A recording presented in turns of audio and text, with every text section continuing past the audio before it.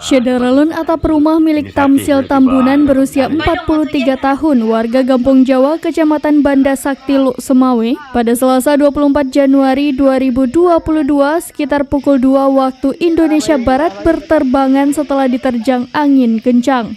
Tidak ada korban jiwa dalam insiden tersebut, namun sempat menimbulkan kekagetan warga sekitar, terutama pemilik rumah.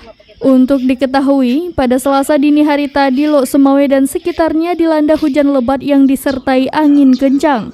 Saat cuaca ekstrim tersebut berlangsung, sekitar 8 lembar seng rumah Tamsil terbang diterjang angin kencang, sehingga membuat Tamsil bersama 4 anggota keluarganya kaget dengan suara riuh seng yang berterbangan.